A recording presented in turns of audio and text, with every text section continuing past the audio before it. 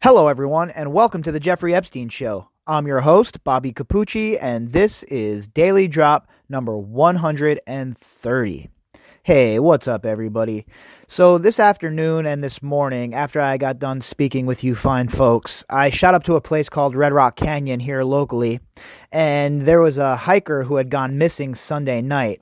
So the search was on looking for this young man, and where he went missing was a place that I am very, very familiar with. For those of you who know me personally, and for those of you who have been listening to this show and some of the other podcasts I have done, you know that one of my dreams is to climb Mount Everest. And you also know I spend more time than I should on hiking trails close to Las Vegas, climbing and hiking and exploring, etc., etc. So when I heard that this young man was still lost, I decided to head up today. I got up there and there was a pretty nice turnout. There was a lot of people out there. We have a fantastic search and rescue team here in Las Vegas called Red Rock Search and Rescue, who is always on the scene when somebody goes missing, who is always available to help out in situations like this. And again, they showed up in force and they were out looking for this young man.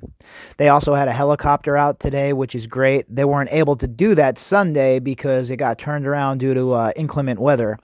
So I was out there today from about, I don't know, 9:30ish till about 1:30, 2 o'clock this afternoon, covered 8, 10 miles, and there was no signs of the young man. And all I was hoping for was that, he'd be able to be home with his family. And, there was a lot of stuff that came out. He was a diabetic. He didn't really have a bunch of winter gear with him. He didn't have much food with him. And that's a mistake a lot of people make. They go out thinking it's a day hike and end up getting caught up in bad weather, or they get sick, or whatever it may be. And they get themselves in situations that they're not prepared for. So I was hoping that that wasn't going to be what happened with this young man, but it turns out tonight, just breaking about an hour ago, that his body was found in Red Rock Canyon. So, unfortunately, the story did not have a happy ending, but again, anytime I hear about a hiker who is lost in Red Rock or one of the surrounding areas that I'm familiar with, the first thing I do is gear up and head out, because I understand what it must be like for their families, right?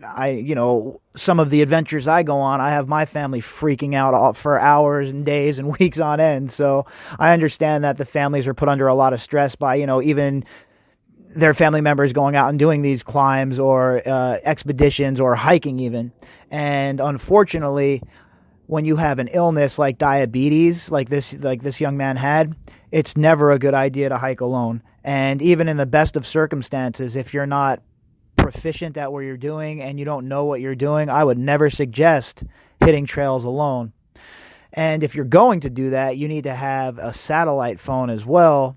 That way you can always ping back, and even if you don't have cell service, if something happens to you, then, the rescue knows exactly where you're at and they can come out and scoop you up.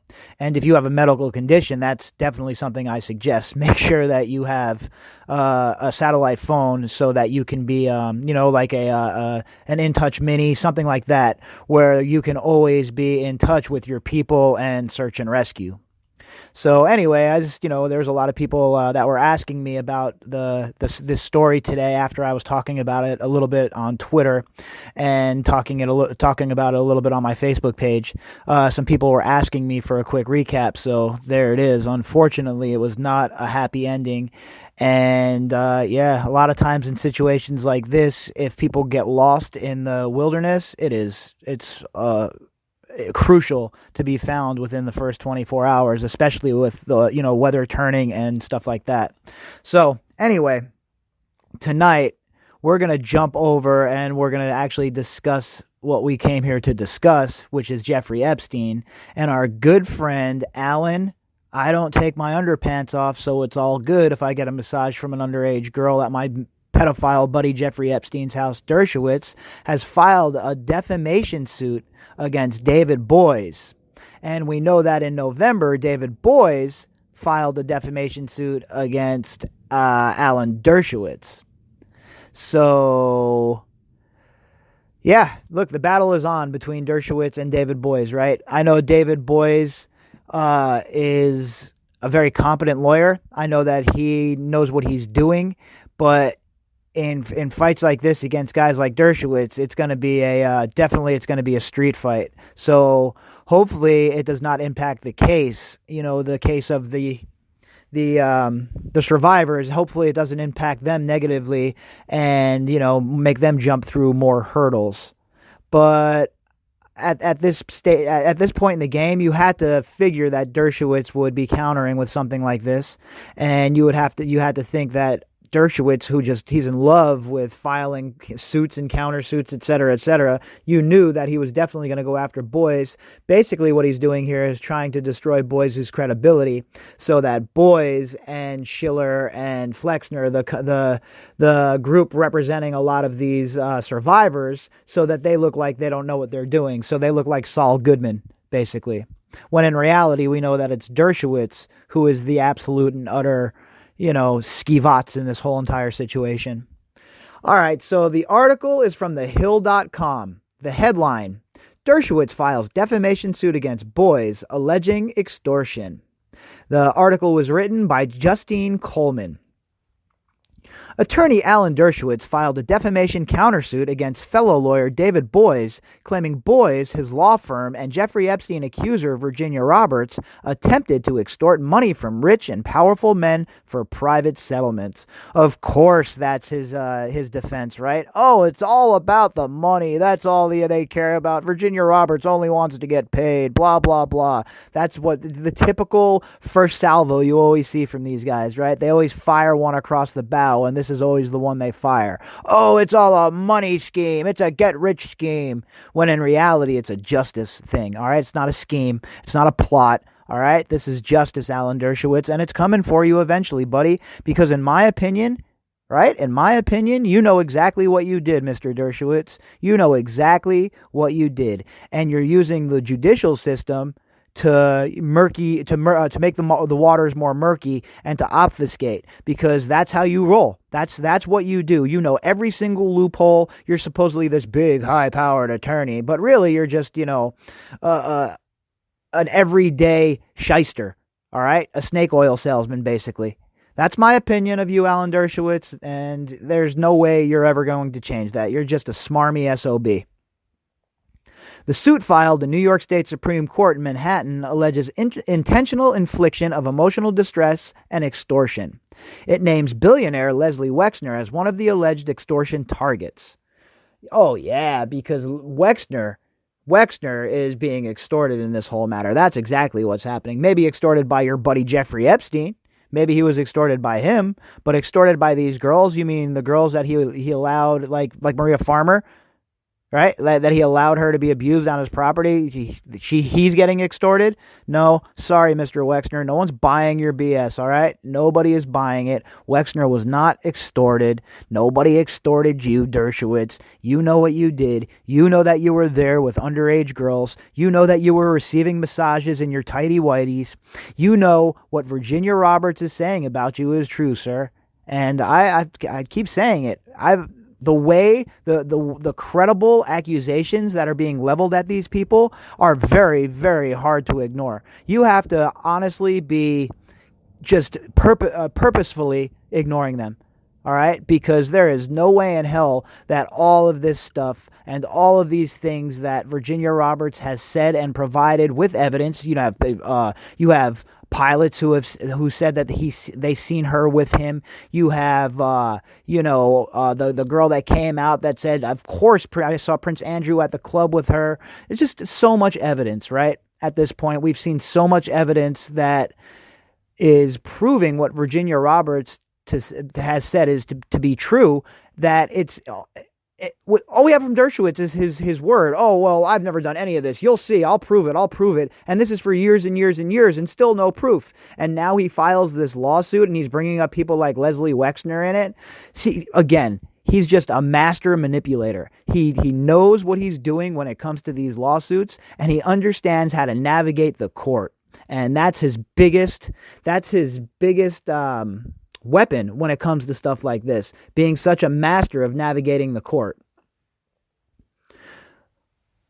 The lawsuit comes in response to Boies' suit against Dershowitz that he filed in November and accused the attorney of disparaging Boies' law firm, Boies Schiller Flexner LLP, by calling it the law firm of extortion, subornation, of perjury, and other crimes in a Washington Post interview, the Wall Street Journal reported.